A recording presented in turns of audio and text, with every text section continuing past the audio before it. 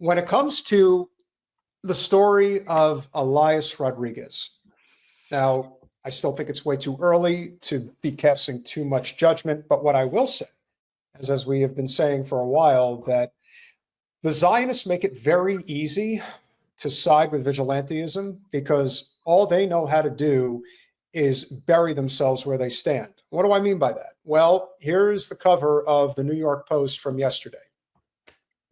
I mean, you got to be kidding me. Guy Christensen, friend of the show, huge supporter of Jen. This is the guy that they decide to put on the cover of the New York Post. Now, granted, the New York Post it's actually the oldest newspaper in the United States today. It is a newspaper that is conservative. And if any of you know about the conservative Zionist brigade that exists in New York City, I can't really say that this is entirely surprising. With that being said, this whole idea of pinning it on somebody like Guy Christensen, that he's the reason that Elias Rodriguez did the deed, I think I don't know, Jen, how would you describe it? Because it seems pretty desperate.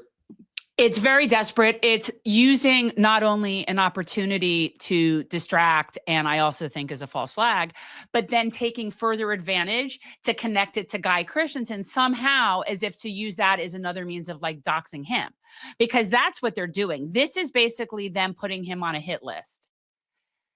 And you know, he probably is totally accepts that, you know what I mean? That's just the nature of what we're doing. And that's just how it goes. I'm sure he gets a kick out of it. Yeah. It's a scream of desperation. But again, I believe that whole thing is false flag. There is nothing about that is organic to me. Nothing. So, you know, we could be arguing about this for years to come and not ever finding out the answer. But something about the whole timing of that is way too convenient. And I will not believe it's organic. I will need to see so much significant evidence and credible testimony to believe that this is just some real, you know, diehard pro-Palestinian supporter. Not going to believe it. Well, we do have some information that was brought to our attention regarding this particular gentleman. Colin, can you please update the tweets that I sent over? We don't need that one that's there right now. We need the one that includes the information about Elias Rodriguez. Just a brief description of who this guy is all about.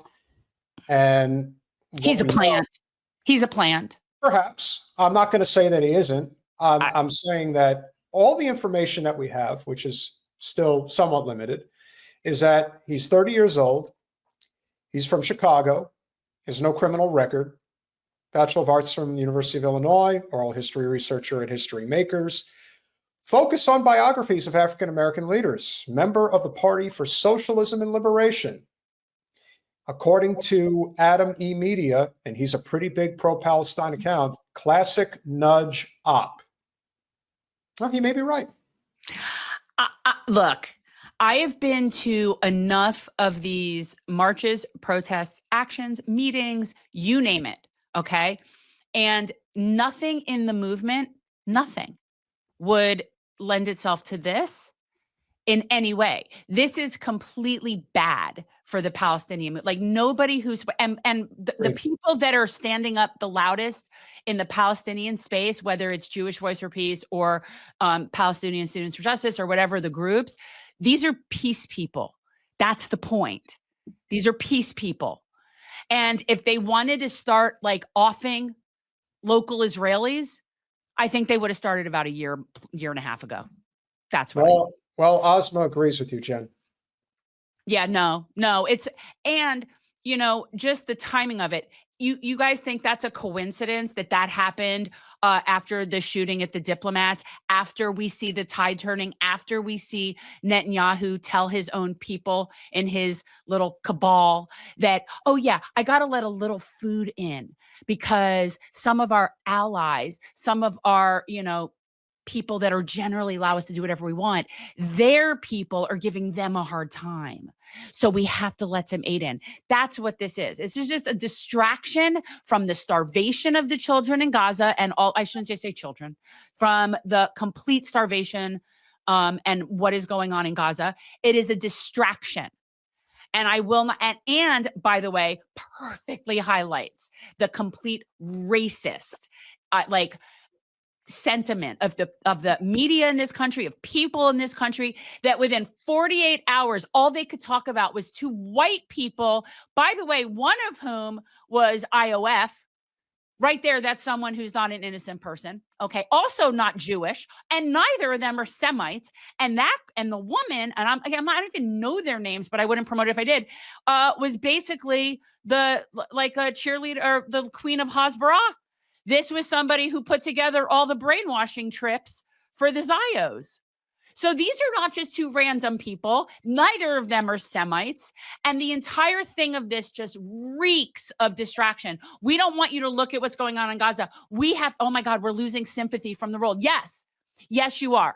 Because you are psychotic genocidal maniacs. That's why. Also, this is absurd.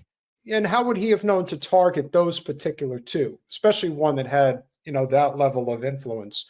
But you see it with the Zionists when they come out and say, may their memory be a blessing. You think they said that about the children that just starved, or the 9 children that were just bombed? That's the thing. That should be what's been on the news for the past hours, not these two tools.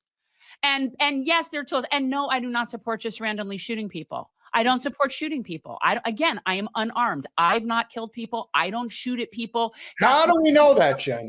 How do we know that? You could check my record that I've never had a gun. I mean, I am unarmed. It's not my thing.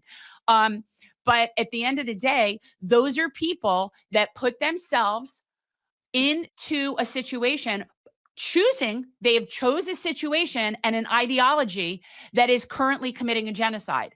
And those two people are active participants. Now, whether or not this particular guy was set up for those two particular people, or it could have been just anybody at that function, because all of the people at that function were people that were in with the Zio state. Has nothing to do with Judaism. Again, the guy wasn't Jewish.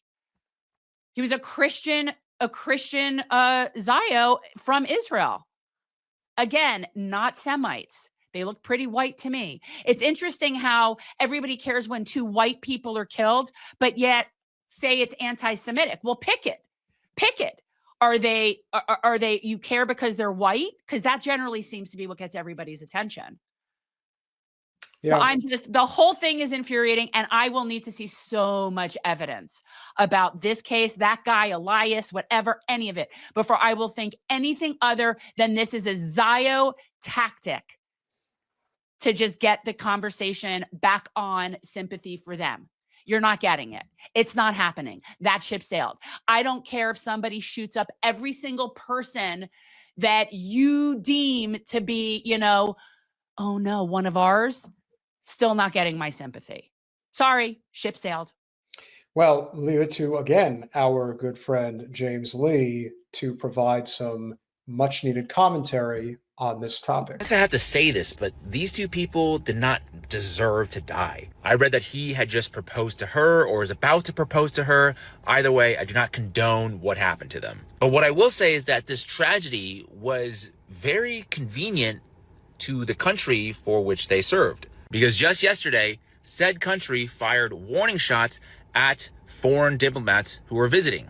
A delegation representing 31 countries, including Italy, Canada, Egypt, and the UK, had to run for cover. Not a great situation. Their official story is that they had fired warning shots at this group of diplomats and journalists because their tour had veered into an unauthorized area. Ryan Grimm commented that even if every word of that story is true, it is still a deranged, unhinged thing to do. Yeah.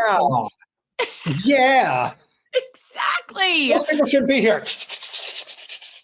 So in other words, and this is the thing that is you so first great. Ask questions later. No, this is what's great. So when Israel, of course, when they're, and again, they're lying when their lips are moving, but when they get confronted by the countries whose diplomats were shot at, and their sort of response is, oh, it was a mistake. We didn't know it was them. Translation.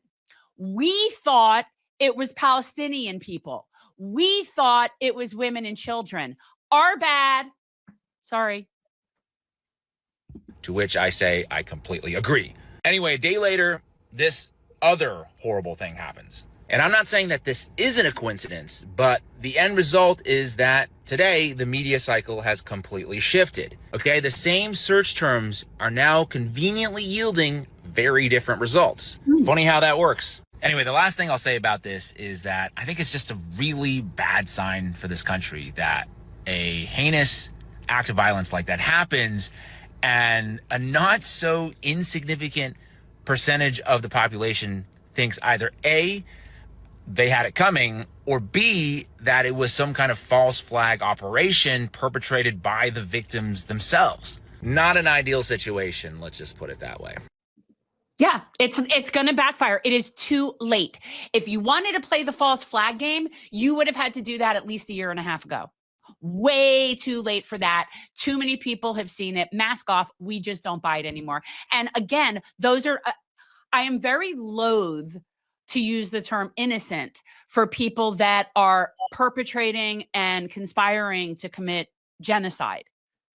So when you work for a Zionist regime and you promote the Zionist entity and your primary function is one of those people to kill for that Zio entity, meaning the people that you're occupying, or the other person's job, which is to create propaganda trips to brainwash people about what your Zio state is doing.